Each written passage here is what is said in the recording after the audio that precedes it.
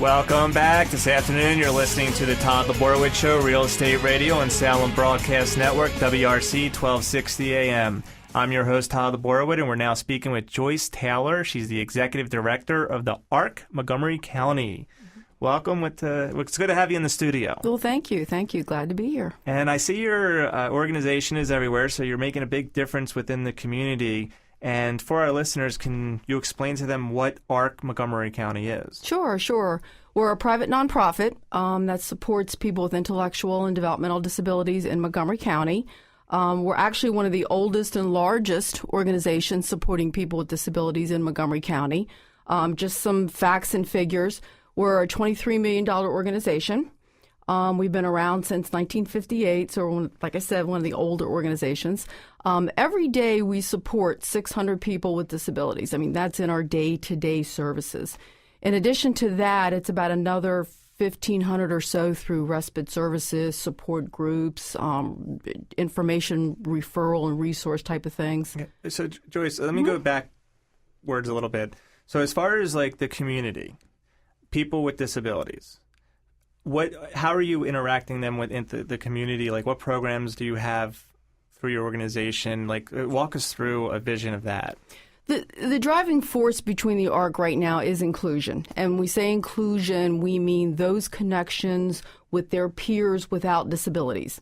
So what that looks like is going to differ a little bit from person to person, depending on that person's needs, their wants, their desires, their interests, what they want to do, what they don't want to do. The ARC supports infants as young as 2 to 3 months up to seniors. Our oldest senior citizen is 89 years old. Wow. So we have a huge range of people with disabilities.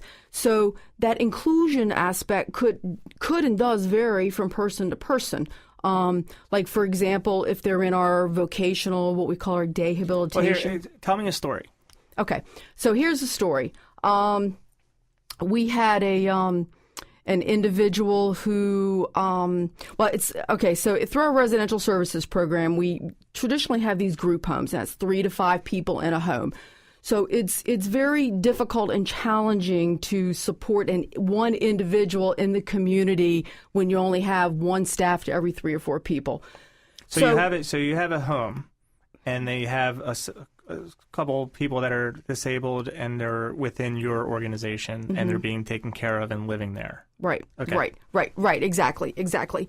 So we had a person, I won't call her name, an individual who was fairly independent, and through talking to her and just, again, finding out what her wants and needs were, we kind of opened the door to the local Elks Lodge in that homeowners association district. There was an Elks Lodge like 2 minutes from her house. And this person happened to be older. She was older, being 56, 57 years old. She was very independent, public transportation.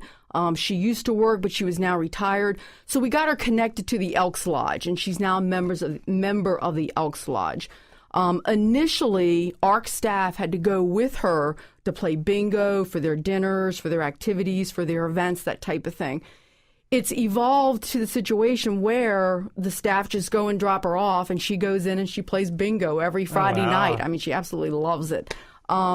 It's so popular now that we've gotten some other folks interested and have joined the Elks Lodge. But once again, what we want to focus on are the connections she's making with the other Elks people. So you're taking someone with disabilities that has wants and needs, and you're customizing through volunteers to get them to infuse with the rest of the community. Yeah, and it really comes from different angles. It's volunteers, it's paid staff, it's family, it's a variety. Ideally, the connections are not paid staff. I mean, the goal is the support to play bingo would be from a fellow elk person, for example, in the example I just gave you. So absolutely right. I mean, what we are charged with doing is developing that and at least setting the stage for those connections, so to speak. And then we hope through our back support that it will happen more naturally. It's a wonderful organization. I mean, Absolutely. You're actually the driving force to help people not live a dream, but it's kind of like give a man a fish to eat for a day and teach them how to fish. Right. They'll be able to eat for a lifetime. You're giving people with disability a lifetime of involvement with a community that they probably couldn't be able to do without your help. Yeah, and what we're finding is, quite frankly, the challenge is not helping our people with disabilities acclimate and get assimilated into that community connection. The challenge, quite frankly, is the community. The challenge is those. Let's talk more about that. Yeah. What are some of the challenges that you see? Unfortunately, some of those old myths that we're still working with from as far back as the 50s, 60s, and 70s. So often I still get people ask me when they say intellectual and developmental disability, they confuse that with mental health, with a mental illness or bipolar or whatever. I mean, people still don't understand what an intellectual disability is. So our first charge is to really educate people. The other, just to take it a step further, is once people understand it, there's fear, and we don't really understand that.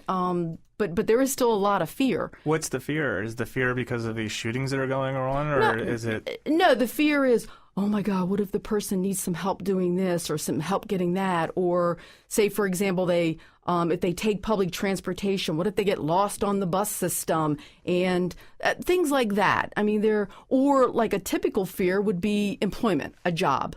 A lot of employers think that. And as we know, the ADA, the Americans with Disabilities Act, called for there are certain accommodations that by law the employer has to provide.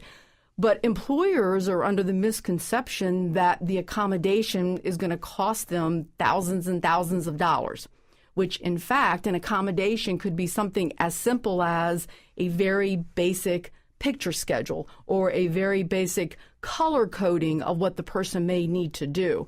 So there's a lot of old thinking from many, many years ago. So we have to educate folks that, first of all, well, it's amazing that you first identify it, because that's a driving force. Like you said, we have a driving force to get out the myths. We have the driving force to get people first open up, to give you the objections of what their fears are, so they can settle it down so people can get into the community. Right. I mean, we call it dignity of risk, and dignity of risk we've always applied towards our people with disabilities. We thought, well, we need to really convince them and educate them and help them to, really get assimilated and acclimated into the community with their peers without disabilities. But quite frankly, the dignity of risk, that's something we have to teach the community. So, okay, it's okay to mess up and screw up and do something wrong. It's okay. I mean, you just learn your lesson and move on. Perfect. Well, by the way, if you're just tuning in, I have with me Joyce Taylor, Executive Director of the Arc Montgomery Co. I'm your host, Todd LaBorwit, and you're listening to Salem Broadcast Network, WRC 1260 AM. Now, Joyce, how can people in the community best support the Arc? Well, sort of what you just said. First and foremost, become a member. We are a membership-based organization. If you become a member, the membership is only $30 a year. But first and foremost, you get communication. You get a monthly e-newsletter. You get seasonal hard copy newsletters. So a lot of communication and information will come your way, and that'll keep you in touch with the ARC on a month-to-month, week-to-week basis. And there's opportunities to volunteer, I assume. Oh, absolutely. I mean, we have lots of volunteers. We have a very large child care services program, and everybody loves to come in and work with the kids. But we also have a very large adult services program. We have a thrift store that we just opened in mid-June. So that store, which is again, independently owned and operated by the ARC, has lots of opportunities for volunteers. Wow. So with the membership, is it a donation or is it a membership? It's a donation. Okay, so yes. It's you guys are a 501(c)(3). We are a 501(c)(3), and everything correct. Paid in is okay. Yep. I just wanted to clarify that. Yeah, yes, for our listeners. absolutely. And also, you are the executive director. Mm-hmm. How did you get the position? I call myself the accidental executive. The accidental. Yeah, it was by accident. I actually started in the field when I was in college. Speaking of college, I went and got a part-time job while I was in college, and that was in the late 70s. And I know I'm dating myself, late 70s, but then 1980, came to work for the ARC. and I never left. I've been with the ARC for 34 years, and I literally came up through the ranks. I started out in the transportation department, again, a part-time job while I was in college, and then went from there to the vocational and day employment program, spent 18 years there, and then I've been executive director now for 6 years. Well, that's wonderful. How can people get in touch with you to get involved? The website is the arcmontgomerycounty.org, O-R-G, because we are a nonprofit. And if you just put in any ARC, there are several ARCs, but you just put in ARC and it'll automatically direct you to our website. Well, Joyce, thank you so much for being here, and it's very knowledgeable. Please, everyone, step up to make the donation for $30. Get informed, and also it will be a good thing for your family to get together and volunteer.